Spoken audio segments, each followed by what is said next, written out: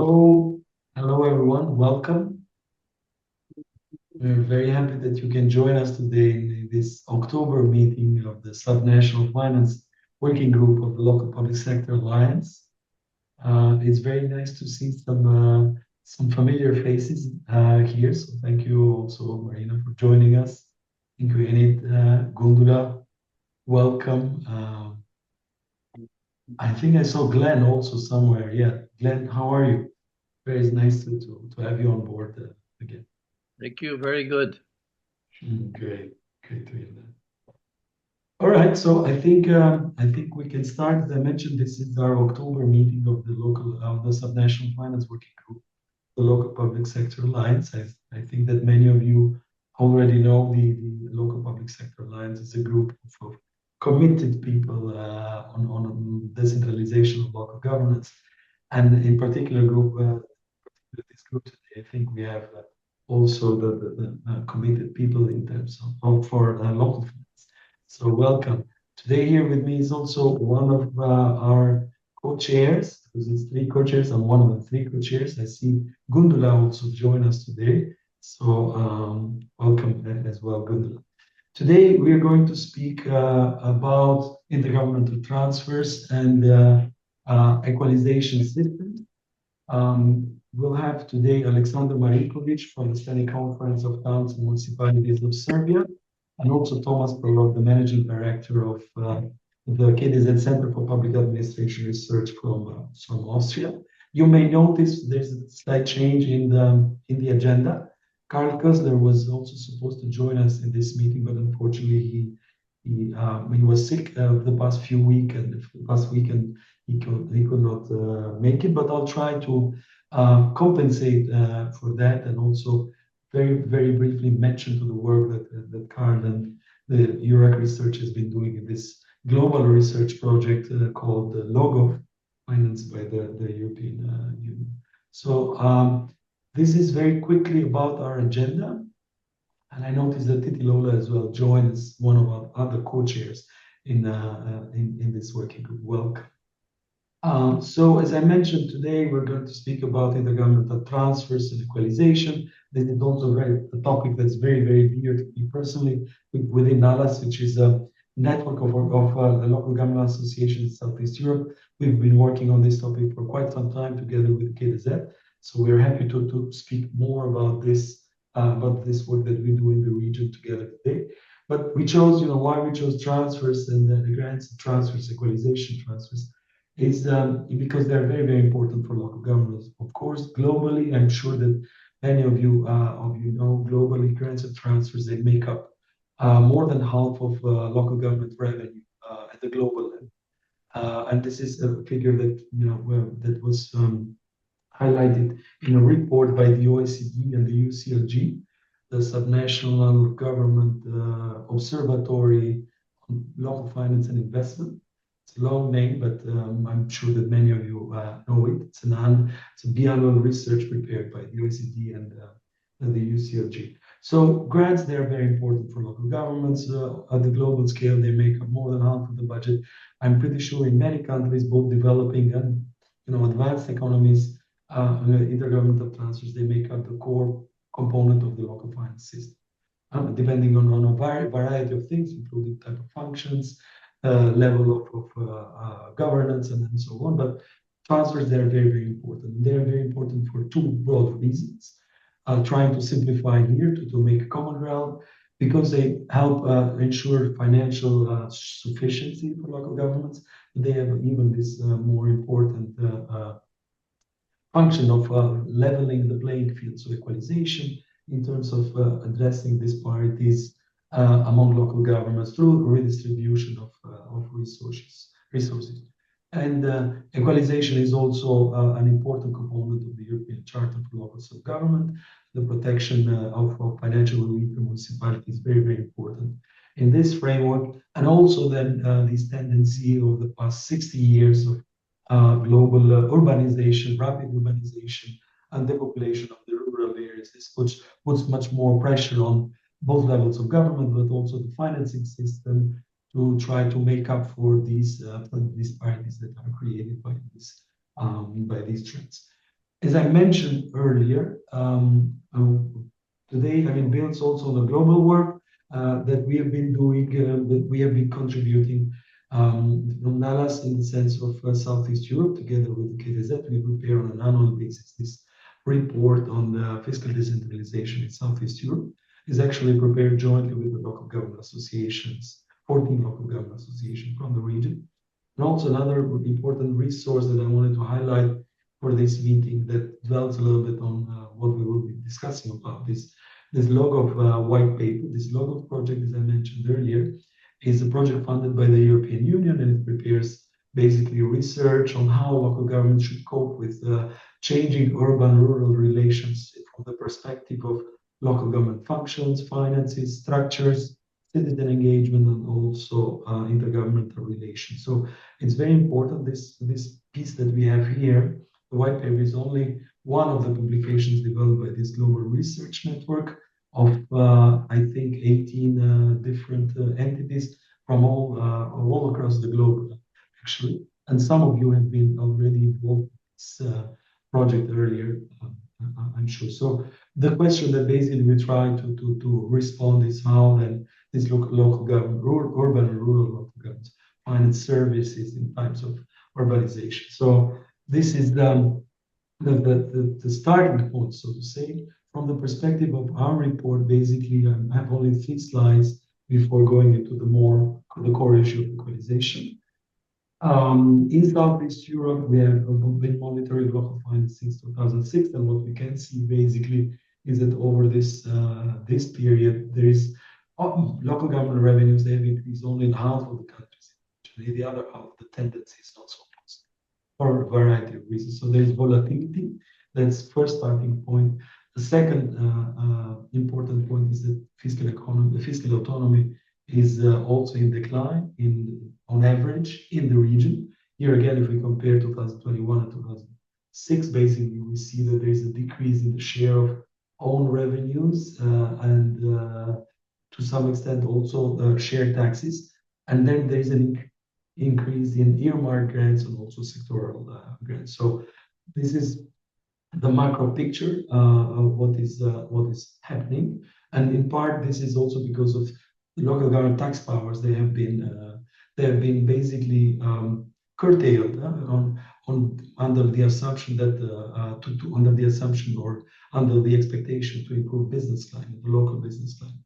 So this is the second point, and the third point that I want to make as a starting point for this broader conversation is there in the region. There are many disparities across the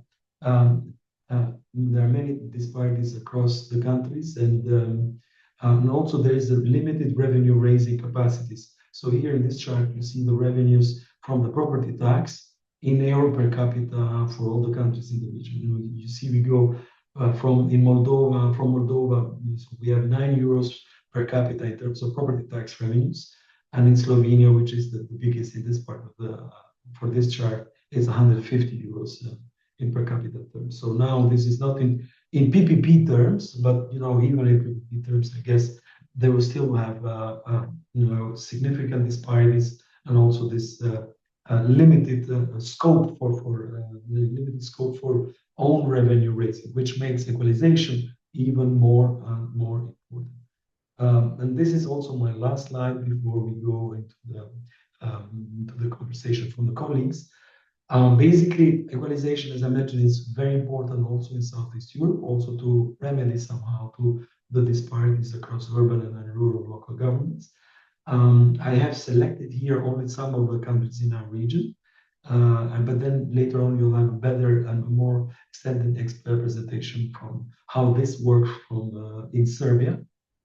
So in Albania, the biggest, my home country, basically, the biggest equalization grant is the general grant.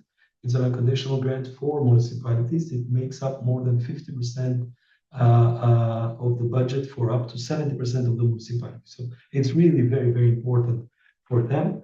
The annual size of this grant is anchored to a macroeconomic variable to ensure stability over time. And also the allocation is determined through a formula that has been adjusted basically more or less on a regular basis every 10 years. And now we're on the verge of have a new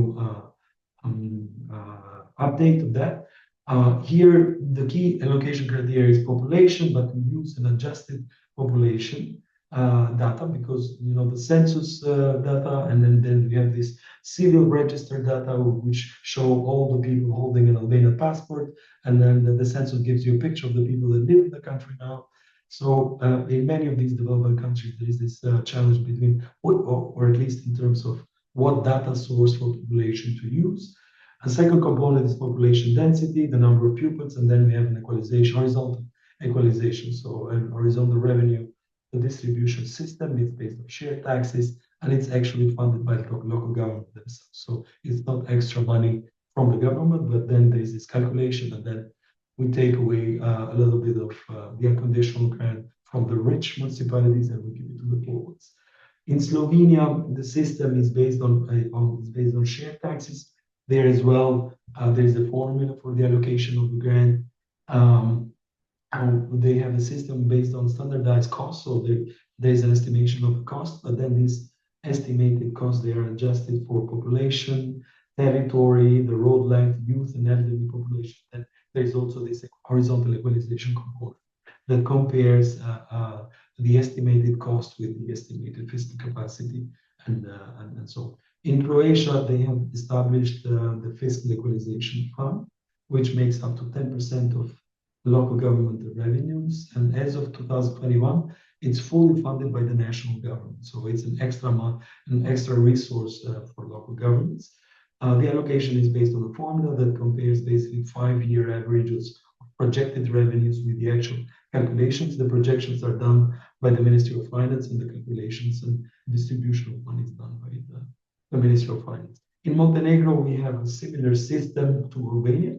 The difference is that there's this lump sum component in the beginning, but then this is adjusted by territory, population, and the equalization here is also based on the personal income tax, shared tax revenues collected in the previous years compared to the national average. I added two last examples, Bulgaria and Macedonia, for two important reasons that I think are helpful also for our discussion. First, because here the equalization part is relatively small. It constitutes only 4% of local government revenues. And secondly, because in addition to the usual or the more or less the regular criteria they use for equalization, in recent years, at least in Macedonia, in recent years they introduced also new components in the equalization. Maybe not equalization so much, but the new component in the transfer system to reward municipalities for their performance in collecting local taxes and fees. I see that this is an argument that is picking up also in other places in the region. In North Macedonia, probably some of you are familiar with this. In one of the recent working group meetings, there was a presentation of the Macedonian system as well, but I take the opportunity to mention it here too. So in Macedonia, they introduced this performance fund that basically rewards municipalities that have a higher outturn in revenue collection. So they compare the planned revenues with the actual revenues of those that do better. They get a little bit of extra funding. And also they have this equalization fund for municipalities that have a low tax capacity, but that show tax effort.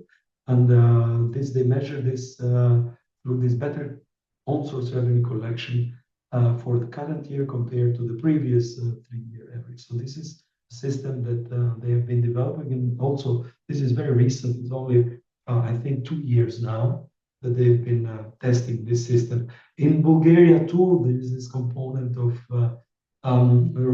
providing extra money to municipalities that have lower fiscal capacity. And how they do that is they have a list of municipalities that have where all sorts of revenues make up less than 25% of the total local government system.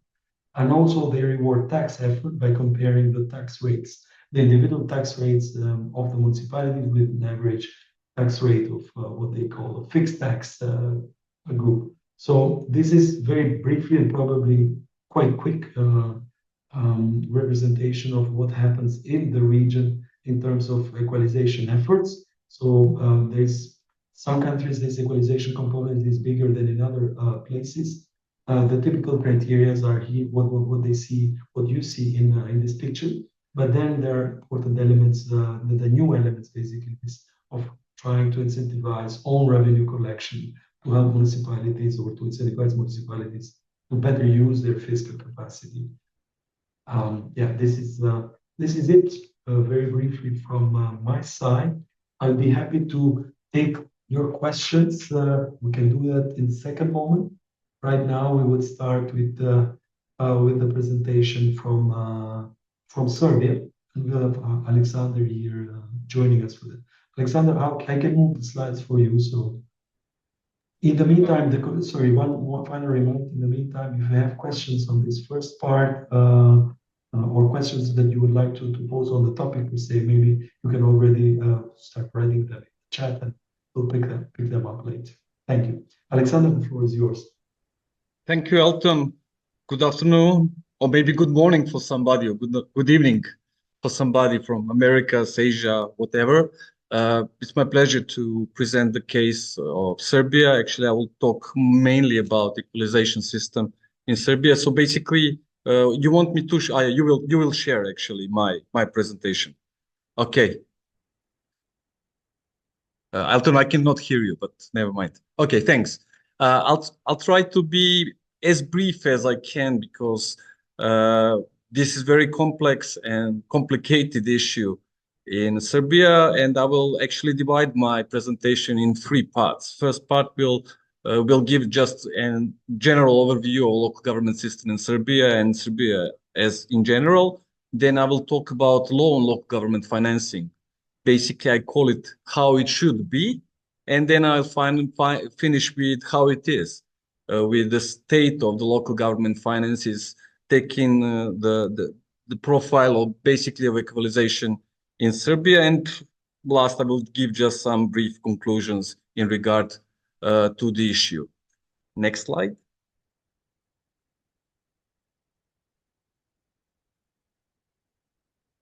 Okay, in general about local governments in Serbia, as you may see, it's a country of 6.6 million inhabitants. If Serbia has the aim to join the EU, if it would join EU tomorrow, it would be somewhere in the half in terms of the inhabitants, in terms of the territory as well. When we talk about the number of local governments, it's 145 local governments. Besides local government, we also have this provincial level of the government that cover one part of territory, but for this case, it is not of any importance. Basically, this provincial level is mainly replacing what the state level is actually doing. So I'm just saying that there are a lot of important competencies of the local governments, basically in area that are usually own competencies of the local governments: urban planning, urban infrastructure, local roads, sewage, water supply, waste collection, etc. But also there are some competencies in relation to the education, especially preschool education, and then of course social protection, basically services of local protection services. In case just to give an example, the average municipality is around 45,000 inhabitants, but if you exclude Belgrade, it's 34,000. Of course, the median size is around 19,000, so more or less consolidated local governments. I will just ask you to return to this previous slide. Sorry, Elton. So basically, municipalities are rather large comparing to the average size in European Union, but you will see there is a huge difference between local governments in terms of level of development. You can see this picture on the slide. Basically, there are two reasons. One is historical reasons, and the other one is globalization, the new trend that also Elton mentioned. In case of these historical reasons, I would say it's very important. I don't think there is a lot of countries which has such a huge differences. I think Italy could be some kind of a parallel because we have north of the country, which was for centuries part of the Habsburg Empire. Then we have central part of the country, which was first the pretty much autonomous part of the Ottoman Empire, and then it was for 50, 60 years independent country. And then we have South, which stayed as a part of Ottoman Empire until the Balkan Wars, actually just before the World War I. And as you may see, this north is more or less green and blue, and of course yellow, which is the first level of development. Then central part is more mixed, and then you have south, which is mainly gray and white with these lines, which means fourth category of development, very underdeveloped part of the country. So next slide, please, Elton.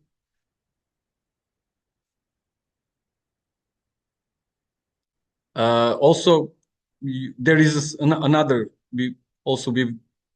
One part of the Elton's presentation was about this changing urban role interplay. I will just go briefly. The local governments are divided between cities and the municipalities, 28 cities, including Belgrade, and 117 municipalities. Of course, there is a significant difference in the size, especially this median size is 100,000 for the cities and less than around 50,000 for the municipalities. And of course, I just took the census. In 1948, cities represented only 44% of the population. Now it's more than 2/3. And on the opposite, municipalities that were 56%, now just 33%, according to the last census in 2022. And huge differences. This that comes from the globalization, which is favoring urban areas. Cities are actually, almost all cities are in this first or second group, more than 80% of them, unlike the municipalities, which almost 80% of them belong to the group 4. And this is about this first part of the presentation that I want to say. Now we turn to the second part of the presentation, where I would explain more about the law on local government financing. Next slide, sorry, Elton. As you may see, the first law was actually that defined local government financing was adopted in 2006 with, of course, aim to establish predictable, objective, and sustainable management system of local government finances. It was a joint effort of relevant representatives of municipalities, national authorities, the academic community, and foreign donors. Basically, this law was seen as a very systematic one. Everybody was in favor of it. There was no opposition to it at the moment when it was adopted, and it actually starts in 2007 to be active.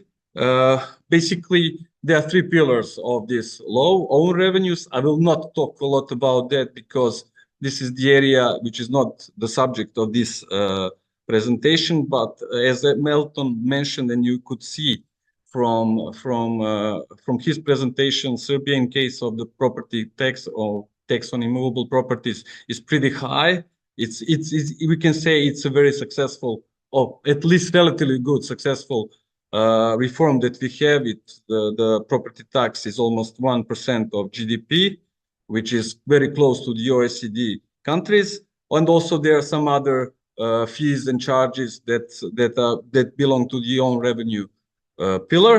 Then we have shared revenues, and basically the law and the most important part of these shared revenues are basically personal income tax. Out of this personal income tax, gross wage tax is the most one, which is shared with the central level government.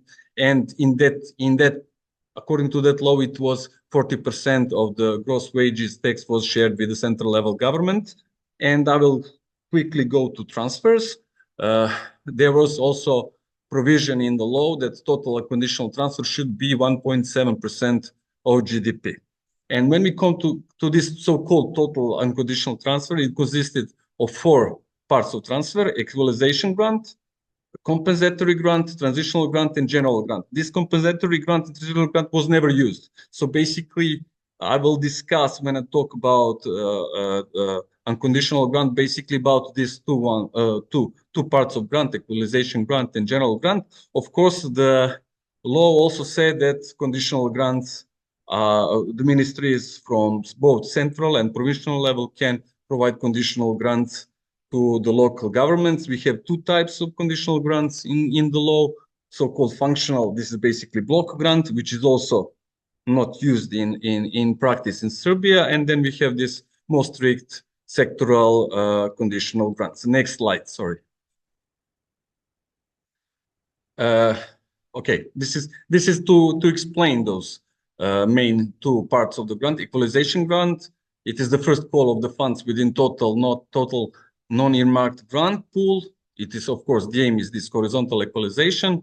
The LSGs that are entitled to receive these funds basically are those where estimated per capita revenues from assigned taxes are less than 90% of national average for municipalities. I said municipalities, no cities. I explained it in a few slides before this. So the amount of transfer are equal to percentage of the difference between their per capita revenue from shared taxes and 90% of the national average for the municipalities, of course, multiplied by their population. So basically the idea that at least all municipalities have more or less to have this share of 90% for the average municipality. Next slide is about this so-called general grant, or general part of this total unconditional grant. And it is obtained, of course, when the other parts of the grant are dedicated from the total amount and is allocated by formula to all LSGs. There are uniform criteria, usual ones: number of inhabitants, 65% of the total amount of funds, size of territory, 19.3. And as you may see, those two criteria are almost 85% of all allocation of this fund. But also there are some other, like number of classes, elementary and secondary education, the number of elementary and secondary schools, number of children attending preschool education, and number of preschools facilities. But besides this general grant that is allocated by this formula, there is another provision that for the LSGs that have estimated per capita revenues from assigned taxes 50 more than the national averages for all LSGs, including municipalities and cities. I mean, that means index 150. The transfer is reduced so that 40% of the amount of that limit is transferred to all LSGs that have per capita revenues from assigned tax less than national average.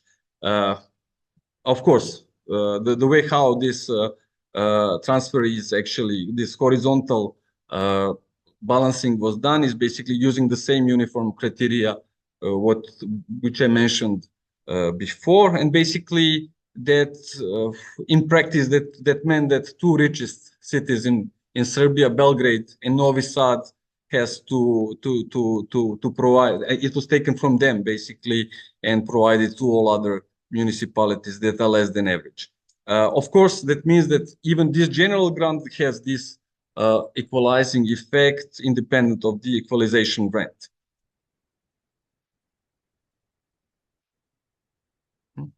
Next. This is just to see, but what happened in practice? Basically, the first pillar is 2006, and you can see 2007 and 2008, the law was implemented. You see that the transfer in 2007 and 2008 was higher. This unconditional transfer is higher. This is this light red color.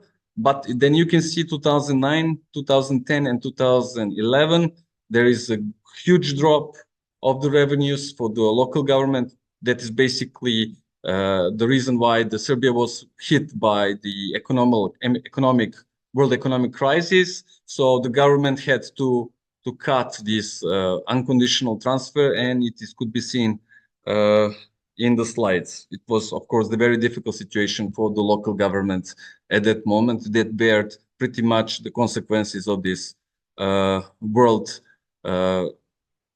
crisis. Next slide. And I'm finishing with this first phase. The second phase is basically 2011, 2006. There's a new law. I mean, the changes of the law were adopted as a result of political bargaining in the governing coalition. Basically, one of the parties had the agenda of decentralization, regionalization, and so on. So they put pressure for the change of the law. And what was done, actually, the share of the wage tax is raised from 40% to 80% for all local governments except Belgrade. This share was for Belgrade 70%. And there was, of course, the change of provision of the total unconditional transfer from 1% of GDP to 1.7% of GDP as a calculating category. Whatever that meant, basically the idea, I believe, was that it should be in line with the original law, but we will see how it worked.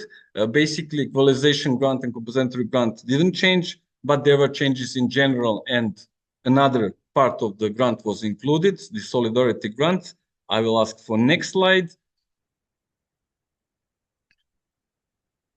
That means that total amount of funds for the general transfer is obtained when the necessary amount of the equalization transfer is dedicated from the total amount. Basically, it stayed the same, this criteria, but there was a new provision that actually meant that within general grant, there was inclusion of the level of development as additional criteria. So now I explain the next slide, this additional criteria.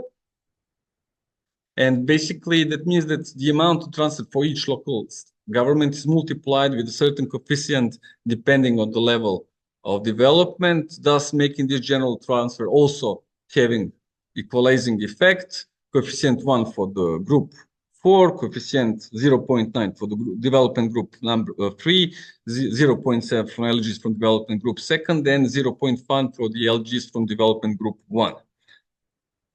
How this degree of development was determined is basically there was a single list of development LGs that was done in accordance with the law of regional development, and the Ministry of Economy was in charge of providing this single list every year.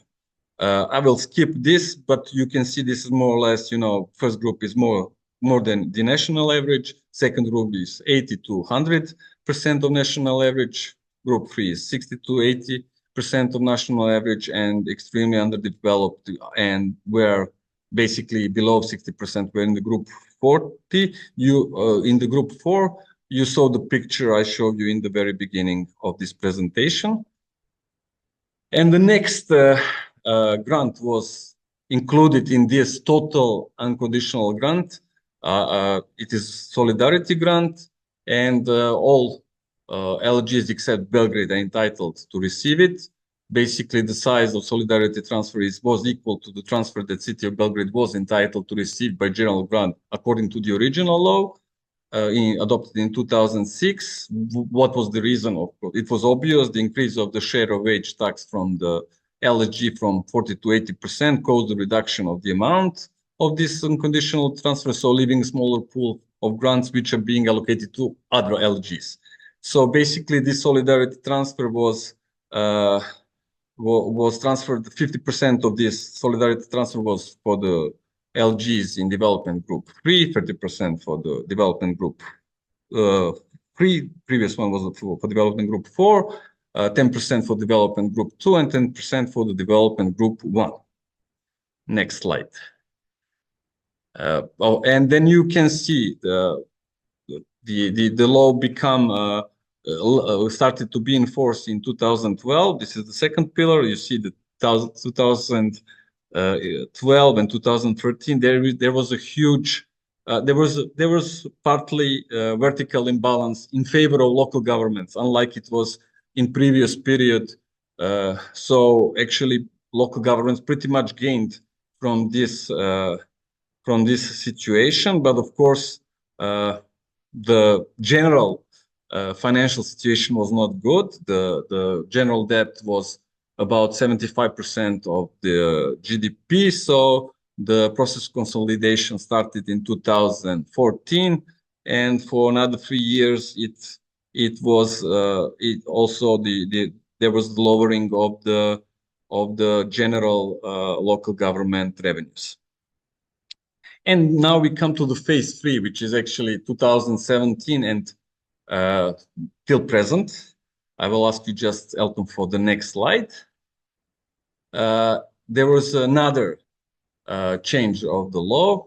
First, there were negotiations between central and local government how to change it. The central level government wanted to return more or less to the methodology from the first law. There were some differences, but there was an issue of the size of the money that should be transferred from the local level to the central level. That was a huge issue. So the local governments were not in favor of that. And there was a compromise just to reduce this 80% of the share of the wage tax to 64% for the municipalities or 77% for the cities. And Belgrade was this wage tax was reduced from 70 to 66%. Nothing else actually didn't change. There was just two articles. One was about this share. The other one, it will start in 2017.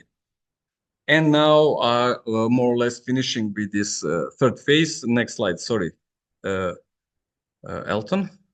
We will now have, you can see that actually the revenues of the local government started from this period to rise steadily. There was a period when Serbia from 2017 until now has GDP growth rate of about 3 to 4%, depending in general. Of course, 2020 was the year 20 due to the circumstances of the COVID pandemic. Of course, it was affected that year, but basically there is this steady growth of the revenues.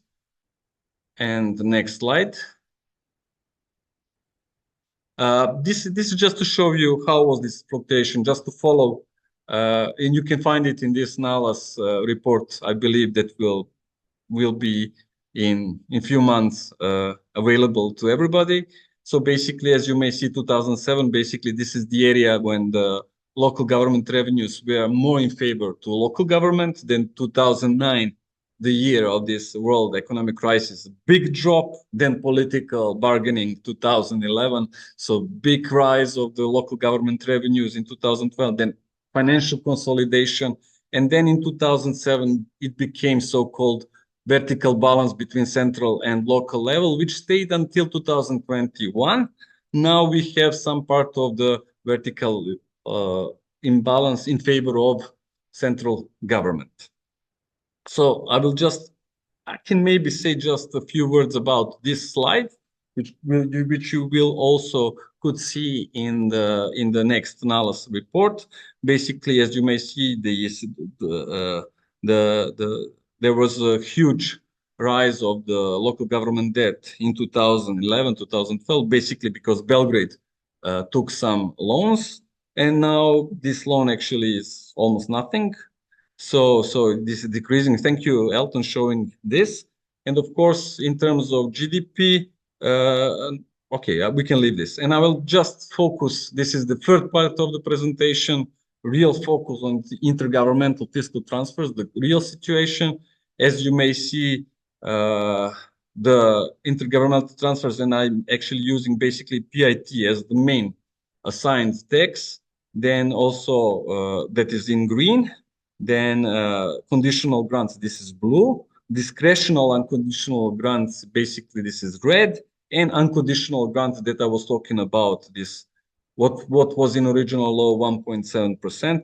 As you may see, the share of this PIT assigned tax is just growing, and also the conditional transfers from this is blue are more than doubled than they used to be, and the conditional transfer is more or less the same for about 12-13 years. So it's kind of this balance in terms of the financial autonomy, which we'll talk in the second slide, where we will have just the picture of the unconditional and conditional transfers.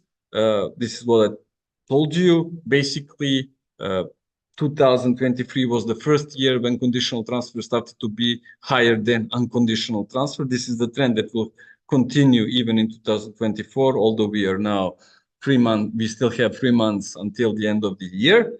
And also this red, as I said, discretional and conditional grants in 2020 and 2021. This was the most of this one-off support to local governments due to the COVID pandemic. But in many cases, this red actually was some kind of discretional unconditional transfers to the municipalities that were more or less in trouble or more or less in favor of for some kind of central level government projects and some other idea. And this is, I think, final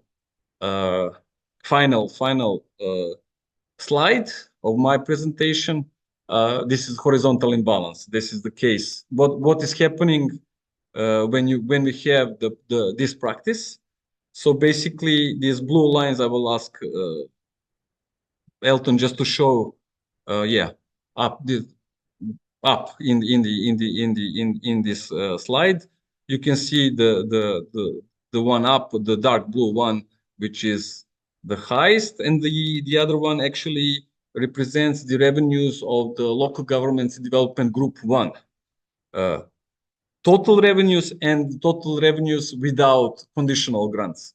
And as you may see, there is a bigger gap in this horizontal gap between these other parts of the local government, basically those in the fourth group are in the worst position. So just the picture that shows that conditional grant cannot replace unconditional grants in terms of the equalization. So basically the difference between rich and poor is getting higher. So some systematic solutions probably are needed as soon as it is possible. And this is final slide.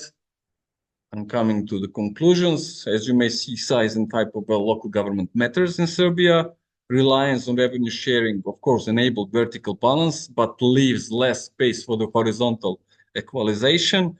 Equalization grants should be designed, of course, to enable horizontal balance, but not only in local governments in different development groups, but also within development groups. This is the issue that I cannot explain. I don't have much time to show that difference.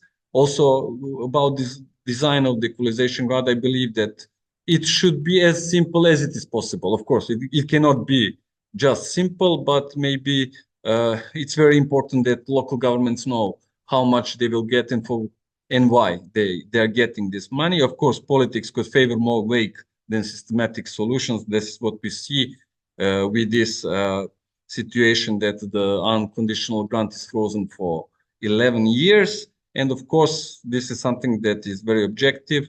This is also mentioned in Elton's presentation for the whole region. Dynamics, negative, basically, demographic trends, a challenge for systematic solutions because you need formal adjustment. We have many municipalities that lost 20% of population, even more in 10 years, and this is really hard to adjust a year because there is a lot of political discussion should be made.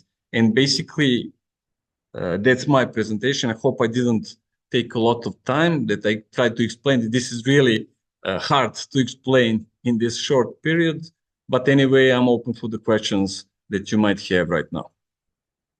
Thank you, Alexander, for this exhaustive presentation on the system of local government and local government financing in Serbia. It's very, very interesting, the developments and all this work and the reform phases and so on. I think that's quite common that we have different phases. If I know that you also have a very tight schedule, so I would kindly ask Thomas we collect maybe a couple of questions from the colleagues on Alexander's presentation, and then we move to the intervention that we have from Thomas.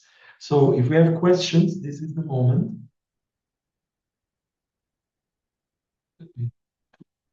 Okay, thank you. There is already a very informative comment from a colleague, so thank you for that.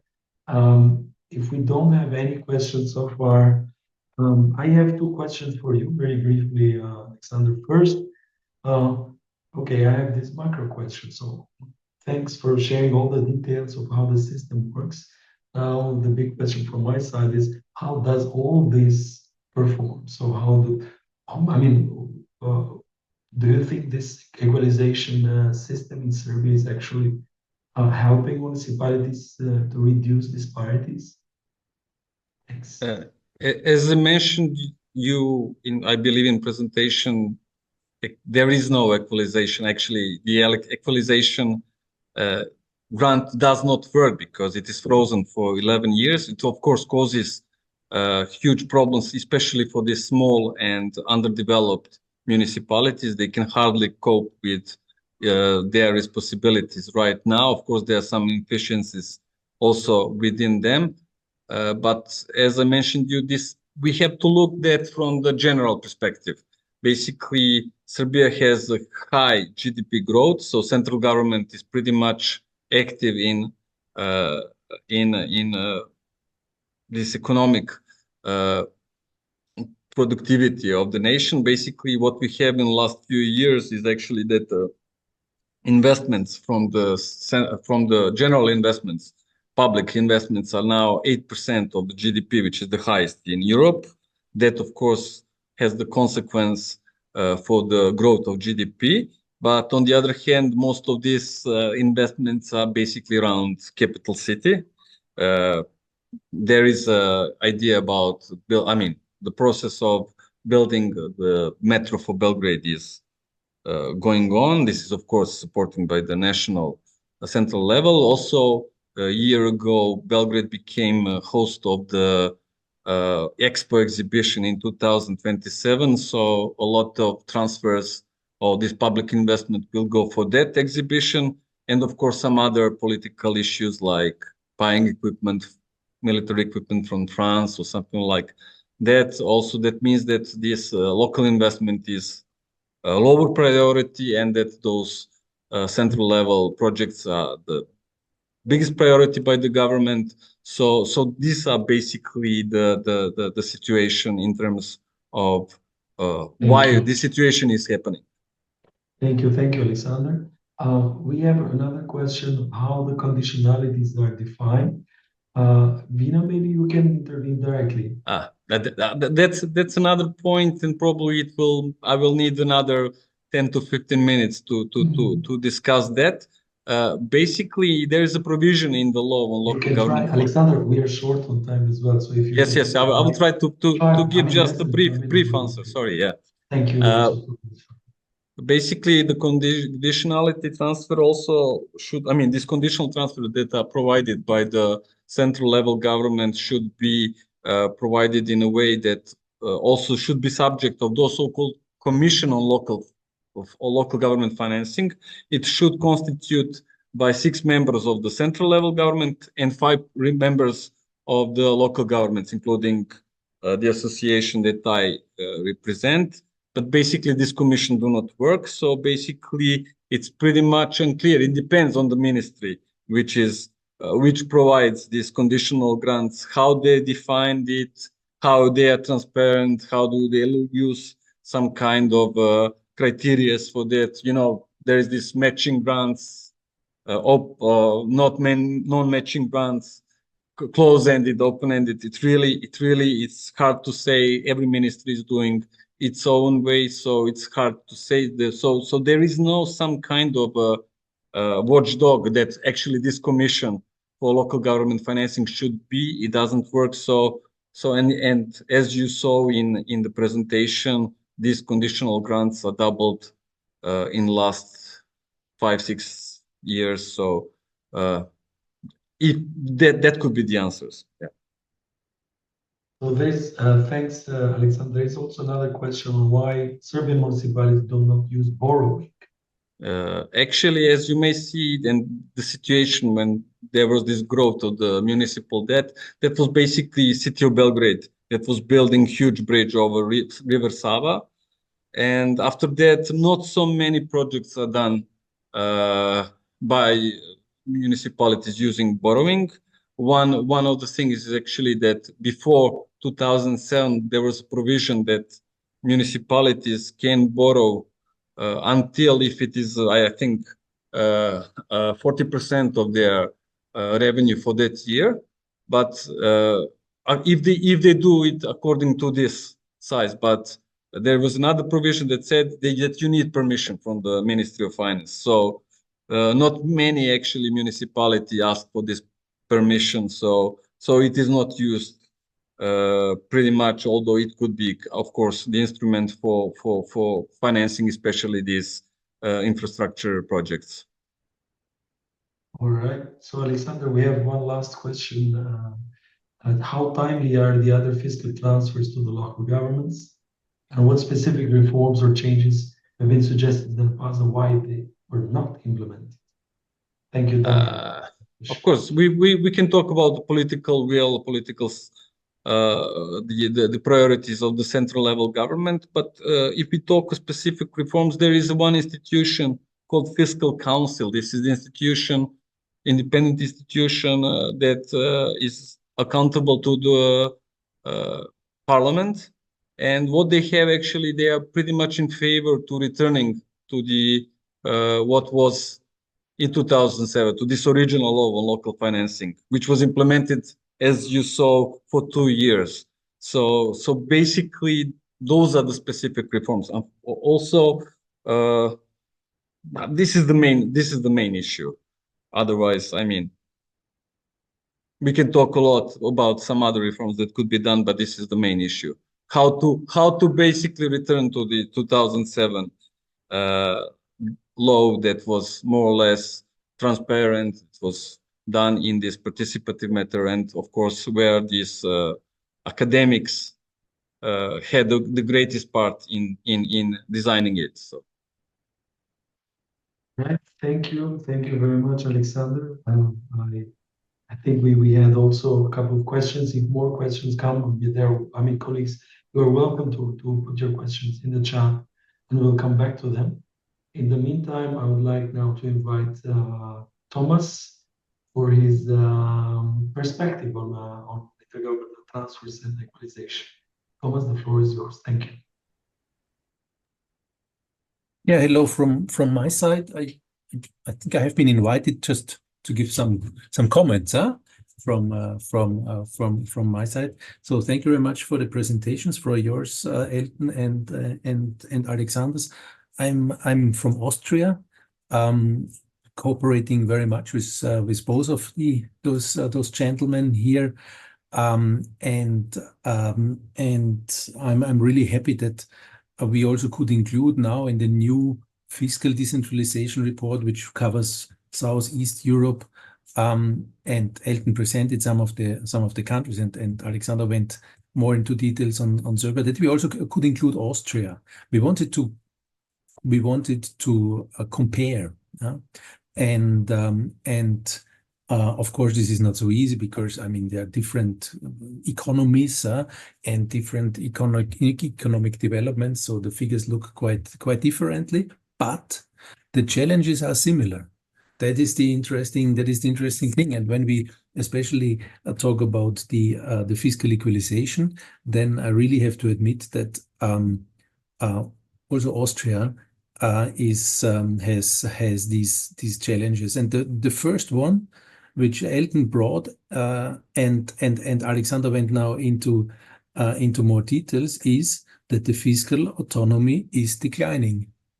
This is a trend, a tendency, which we see also in many other European countries. I'm not sure if it's worldwide. I mean, when we look at the SNG WOFI from OECD and UCLG, we also see this tendency. But this is really an issue, a problem, a challenge for local governments, that the autonomy is declining. What does it mean? We saw it here on the figures. The own resources, the own responsibilities, the own, let's say, local tax power, also including fees. There is also an issue on fees, is reducing, and is then somehow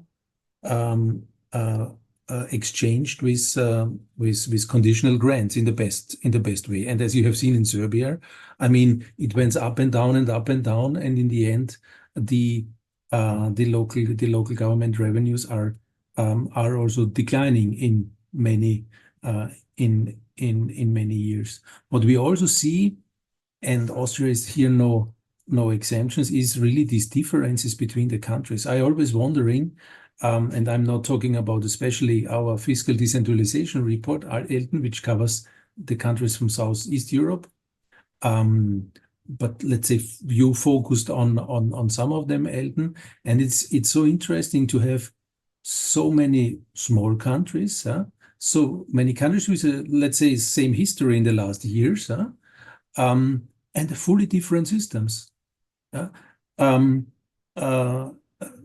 mean, also in the figures, when I see that, let's say that the share of fiscal equalization, or what can be part of the fiscal equalization in Albania, you called it 50%, and in North Macedonia it's 4%. I'm always wondering how this can happen, and where are the same roots. But this is similar in whole Europe, and I guess also in the whole world. Additionally to these differences in the shares, of, let's say, what covers fiscal equalization, it's also these differences in how to calculate it. And Alexander mentioned in the end, equalization systems should be as simple as possible. This is what I liked very much. That's what he gave us as, let's say, one of his findings. And in the end, the world is going in the other way around. We try to make it more and more and more specific, detail-oriented, formula-oriented. And in the end, I mean, this is at least my approach. It's always a kind of political decision, and political decisions get, let's say, even more complicated when the formulas are not fully transparent, not fully clear, and complicated. But we see also in these countries, Elton mentioned that the systems are so different. The calculation basis even in Serbia is the PIT, in other countries is the VIT, so personal income tax versus the value-added tax, or having just a fund are fully different. And I say that because I'm also working in other countries, and then we talk about standard cost models and go into details of how much the lightning costs in the municipality A versus municipality C, and we try to find, let's say, a fair standard cost model. In Austria, we are discussing about the so-called output and task-oriented fiscal equalization system. We are talking about that since 20 years, but we don't have it. We have an even weaker equalization system, which is just connected to the size of the and the density of the municipalities. So broad scope, and the chance to learn from each other, and the chance to see what is best is of course something which we should take more into consideration. I was interested, Elton, my comment. I was interested because in Alexander's presentation about the PIT, because I learned in former discussions that the PIT system, the personal income tax system in Serbia, is kind of, I mean, some in Serbia see it as a role model, and it was now very interesting to see the pros and cons. Alexander, you mentioned with the system which has been developed, and when you can make from 80% to 77, and from 77 to 74, also of course bring a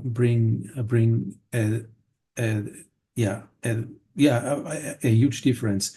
I also took with me this, let's say, issue of, is the fiscal equalization working now? So can we say, when we see in the countries which we compared, Elton and Alexander, would we assess this as functioning fiscal equalization systems? I guess not really, or not to a full extent. I mean, depends on how brutal we want to be. But there is still a lot to do. So my last word is, I'm very much interested in this work. I'm really convinced. I know we are here worldwide, but I'm really convinced that we need more overview also here in Europe. The the fiscal decentralization report, which is now here, is of highest value, and we need that for the whole Europe.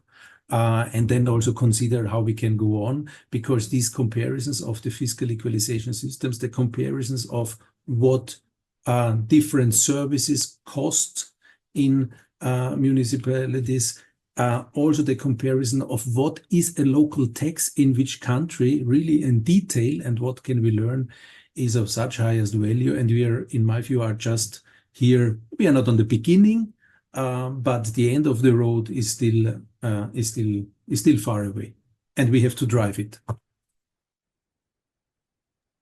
All right, thank you, Thomas. Well, definitely decentralization. It's a long way ahead, so it's a never-ending story. So thank you really for your insight on this conversation today, and also your perspective from looking also at Europe as a whole, but then the whole world. We have much to learn from each other, and these comparisons, they're very useful in that direction. And this is one of the beauty basically of this type of platform created by the Local Public Sector Alliance. It's a common place where we can join and share our ideas. I would like to invite now other colleagues for questions or remarks on this point on intergovernmental transfers and equalization. Yes, thank you, Lima, also for mentioning that everyone can join the working group free of cost, of course. You will find here in the website also video of this, this video of the conversation, also the PowerPoints. Do we have additional, does anyone wants to highlight something on transfers and equalization? Maybe a comparison with your own country. How does it work in your own countries?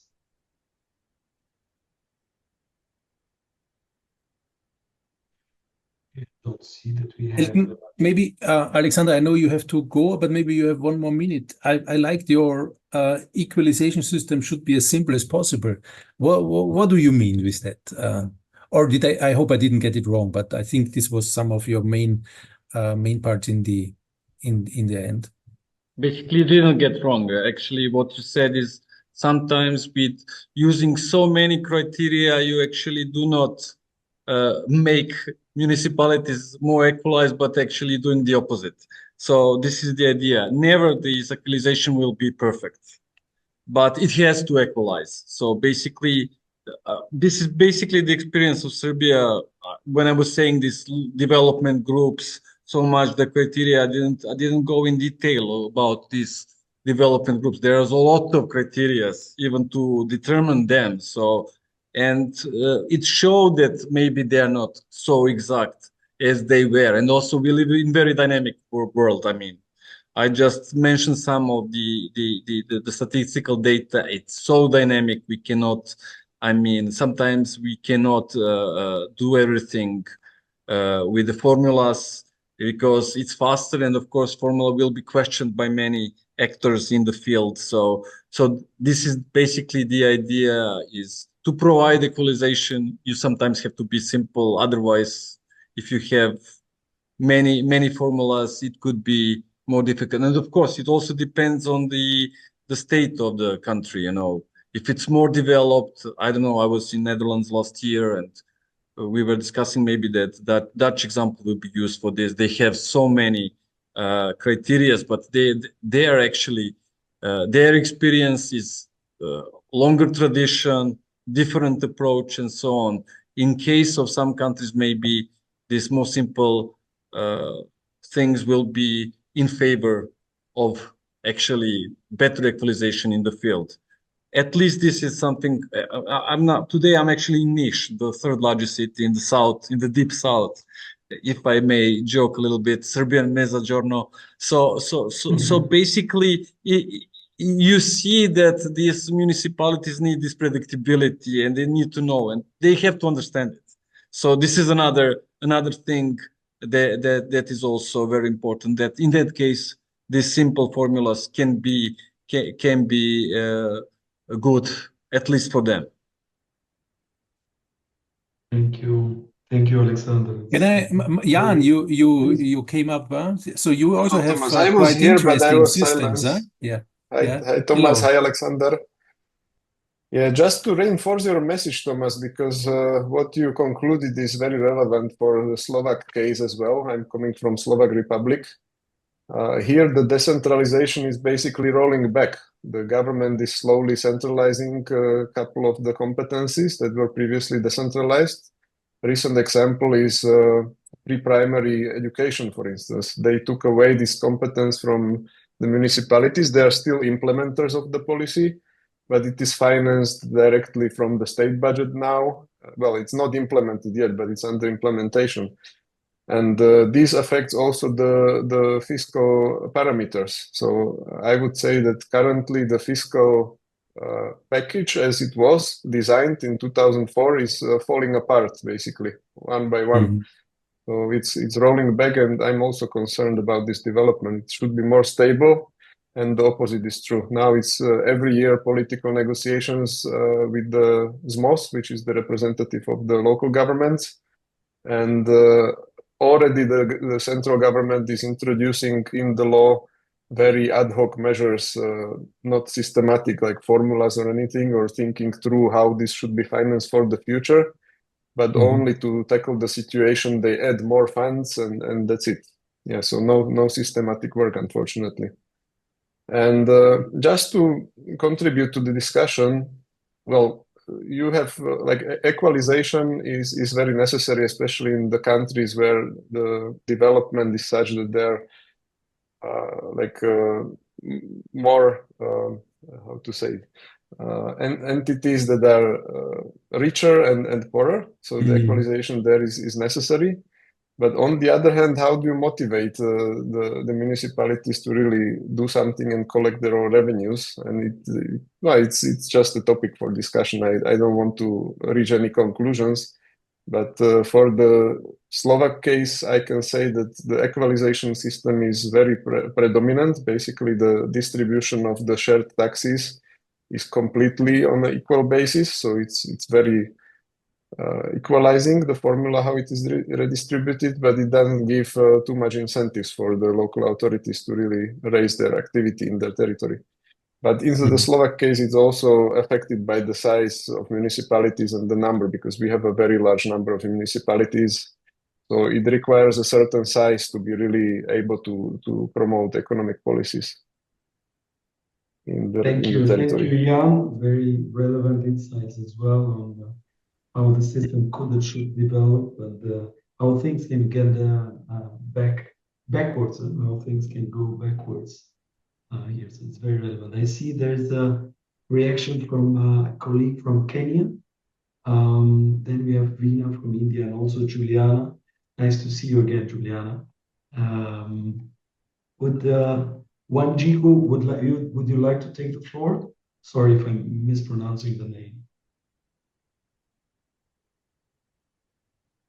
Yeah, no problem, and thank you very much. A very exciting conversation here. No, I was just sharing that sometimes the issue of fiscal transfers get very complicated.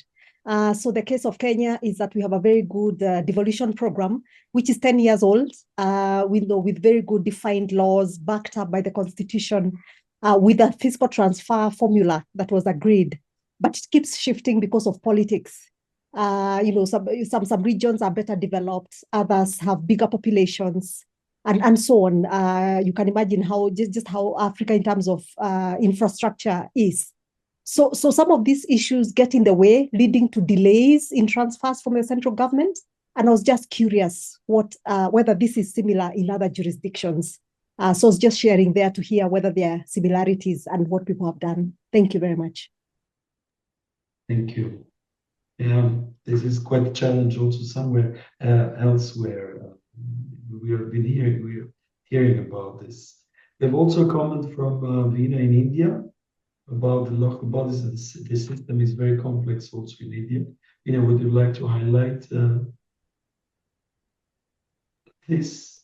Yeah, definitely. So as I mentioned that, the local bodies are the state's subjects. So and not the center subject. So basically, there is lot much of the tussle between the state and the center because of the different political parties, and the local bodies, because they are under the state, the center do not directly fund them. So basically, center funds them on conditionality basis. So most of those funds are the tied funds, which actually do not or inadequately, covers the needs of the community.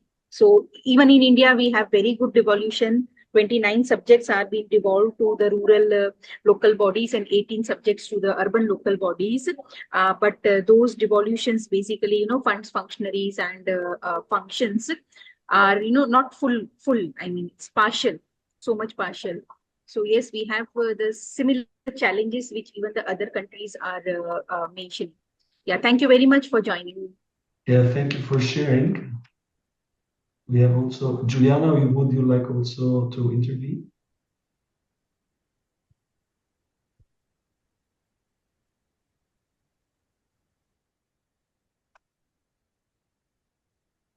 Okay. Sorry, I couldn't unmute. Yeah, sure.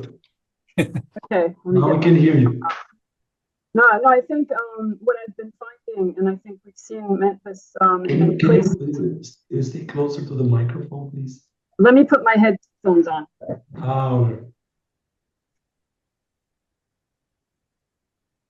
Please go ahead.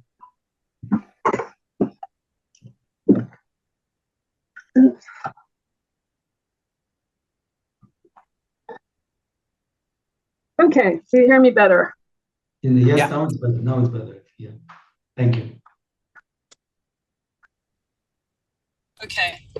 No, I mean, I think a question when Alexander or Thomas was referring to the Netherlands case, and we know that they have like multiples of criteria to indicate in their equalization formula, is that quite simply having reliable data that's updated on a regular basis and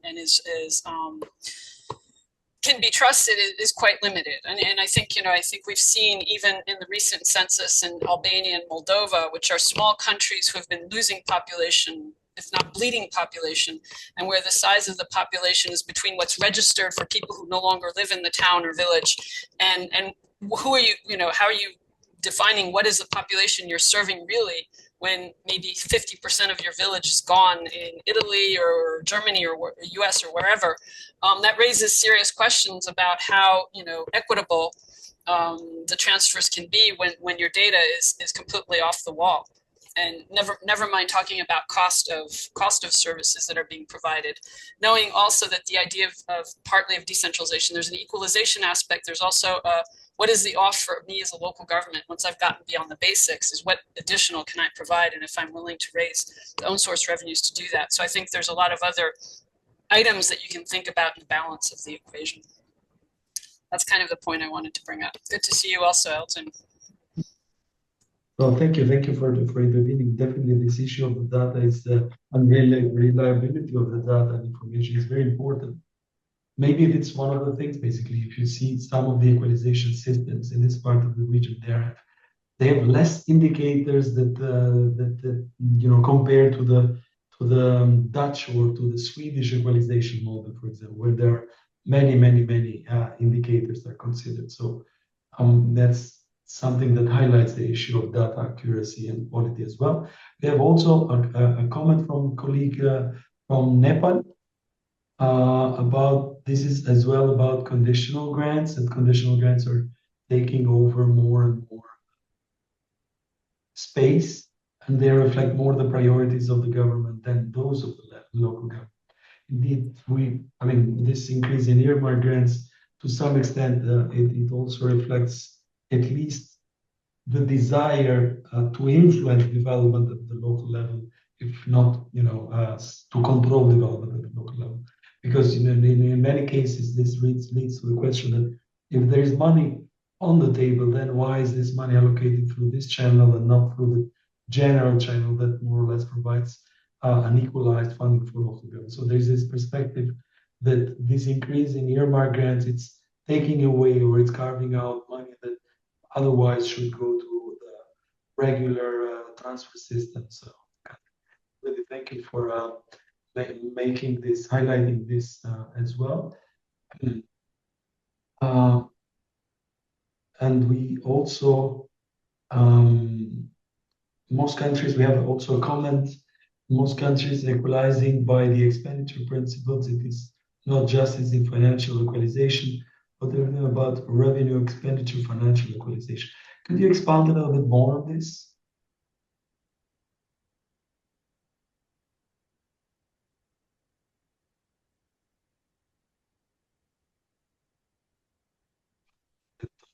Whether the colleague is here with us anymore.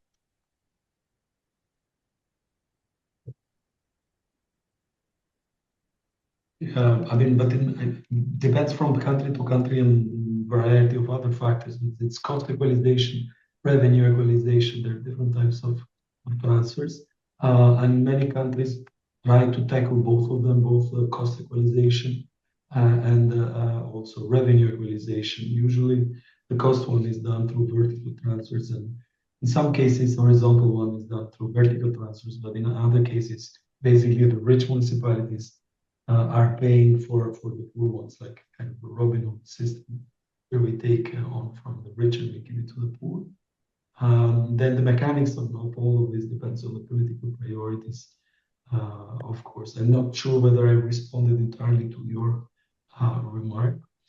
But if anybody else would like to contribute to this discussion, is more than welcome. Otherwise, I saw Enid, yes. I noticed that you turned on the video, but then you let us continue the discussion. So thank you for joining us. Well, thank you. It's great to be yeah. here. Right. And thank you for these presentations. They were really interesting. So I'm Enid Slack, and I'm at the University of Toronto in Canada. And so we're going to come across the ocean and look at something completely different.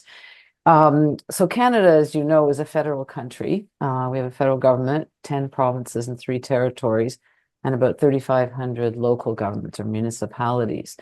We have a very well-known federal provincial equalization system that is embedded in our constitution. And, the formula has changed over the years, but it's basically equalizing fiscal capacity. But in terms of local governments, each provincial or territorial government provides transfers to their municipalities, and they provide conditional transfers and unconditional transfers. About half of the provinces have an equalization transfer. And, I'm fascinated by you saying that local fiscal autonomy is declining in European countries, because that's not the case in Canada. Currently, on average, across the country, municipalities depend on their own source revenues for about 80% of their revenues, and transfers are 20%. And if I took you back 20 years, it would probably look pretty similar. It changed a little bit during the pandemic, just like in the graphs we saw before for Serbia. There were more grants during the pandemic, but basically on average, it's been about 20%. So half of the provinces have some form of equalization grant. Mostly they're based on fiscal capacity. So local governments levy property taxes. That's really big source of revenue, but 40 to 50% of their revenues come from the property tax, user fees, and then transfers. So when we're equalizing fiscal capacity, we're generally equalizing based on the property tax. So the tax base goes into the formula, per capita, to look at fiscal capacity and compare it to some sort of average. In a couple of provinces, they also look at expenditure need. But that, as you've all commented on, is really hard to measure. And whether it's the need for services or the costs of services, we don't actually get at that very well. We use expenditures per capita. And of course, that's not a good measure, because that doesn't reflect only costs or only needs, but choices that municipalities make. So it's not a perfect system. In a couple of provinces, We equalize for groups of municipalities. So if there are some cities and then some smaller rural areas, you can't compare them to each other and equalize them because, you know, it would involve a lot of money to the smaller rural municipalities. So the municipalities are divided into groups, the major cities, perhaps some suburban municipalities, there could be 3 or 4 groups, and they equalize within groups, not between the groups. So a variety of programs across the country. Again, not every province provides equalization, although they all provide transfers. And those that do mainly do it on the basis of fiscal capacity and mainly around the property tax, but some also try to put in a measure of expenditure need. So just a slightly different viewpoint from Canada. Thank you. Thank you. I mean, it's very relevant as well to have this comparison. All right, I think we are getting closer to the end of our conversation for today. Yeah, Elton. Yeah, Glenn, please. This is Glenn. I just say a couple of things. I Sure. did read your full analysis report, and I thought it was very, very interesting. You know, I have some problems with the way the data is presented, but aside from that, the positive thing I've got from your report is the property tax. And I think everyone knows I'm a property tax guy. And what Canada and the US, I think, have got it about right. And what I noticed in reading the country summaries, which surprised me, was in Srpska, and I think it was Montenegro as well, they seem to be doing very well with a property tax approach. Just looking at the numbers and the way they're going about implementing a property tax was quite encouraging to me. And the only point I'd make is I think the fiscal architecture, so to speak, of Europe is not quite going to work because you're too dependent on economic base for your revenue sources. And you see that in those charts. When you rely on the PIT and VAT and other things, once you get a shock to the economic system, it flows through to your local governments. You won't get that if you have the property tax. So, and also you saw from Serbia, they keep changing the property tax share. 1 year, next year, whatever. You know, if I was a minister of finance, the first thing I would do if I had to look for more money is take it from the property tax share of the local governments. Maybe, you know, bump it from 60% to 50% and get me 10% more. So that's the only point I'm making. I think that there was positive developments, surprising me, on property tax. And I think if more was done in that regard and less of the PIT sharing on either origin basis or residence basis, whatever, I think your numbers in your analysis report would have been a lot different over these years. If you'd started with the property tax some years ago, you would be a lot closer to being equalized, and the own source revenues would be a much higher portion than what they are. So thank you anyway. Bye-bye. Thanks. No, thanks really, Glenn. It's true. Some countries are faring better than others in setting up their property tax systems and so on, but it's a long process. And then you know, on the personal income tax, there's a long tradition in some of the countries in the region in working for the personal income tax, so basing their finance system on shared tax revenues. And I think that whenever there's been a shock, economic shock, in most cases, the government and the local government associations, they have tried to work out a way to reduce the direct impact on local governments. In most of these cases, in most of these cases, they do receive direct personal income tax shares. So, you know, there's a lot of dependence on the economic pattern. But there's also a good part of those grants, they are also allocated then by formula. So in some of these contexts, the share is only used to determine the anchor.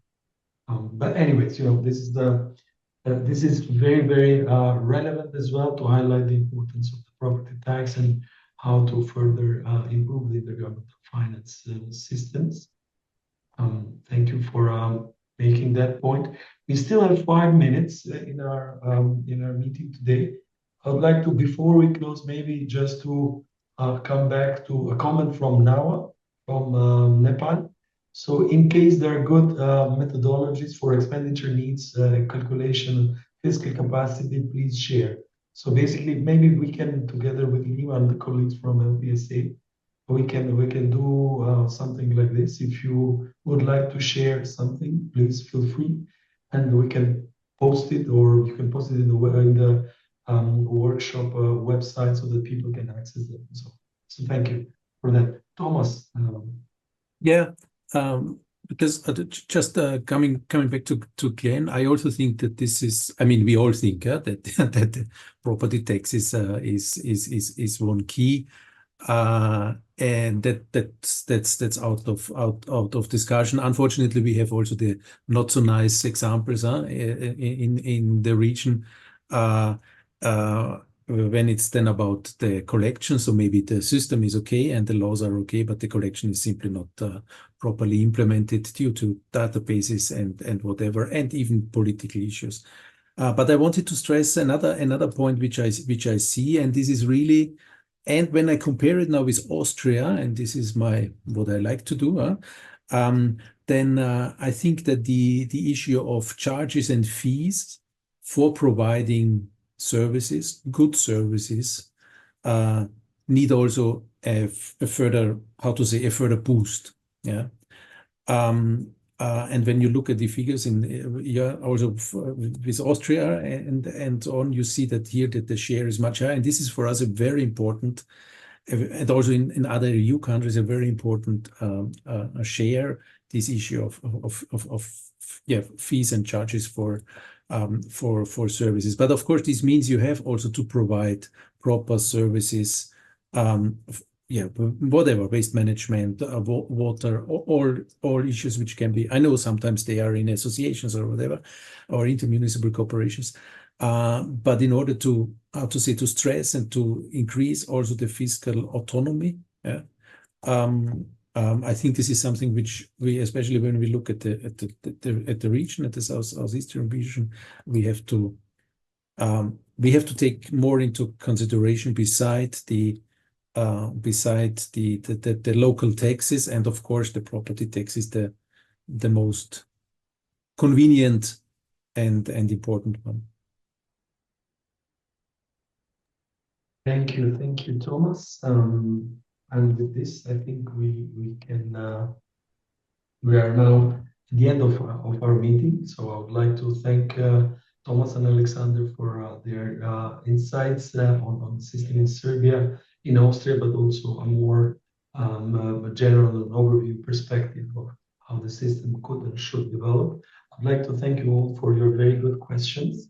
Unfortunately, we don't have, time is limited, so we don't have much time to address them thoroughly, but it's very good that we're having this conversation, and I think it's very relevant and very important as well that LPSA is creating this platform where we can connect with each other. And the connection goes on, even beyond the workshop. You can reach us out through the colleagues from LPSA. All the materials that were presented today will be published here, and we have also our email addresses. And let's keep discussing about how to improve local finance in the world. So thank you once again. I wish you a nice afternoon or a good day wherever you are, and a good rest of the week. We stay tuned, and we see each other very soon in the next meeting, which will be moderated by my colleagues, the co-chairs of the working. Thank you very much. Bye-bye. Thank you. Bye-bye. Thank you. Bye.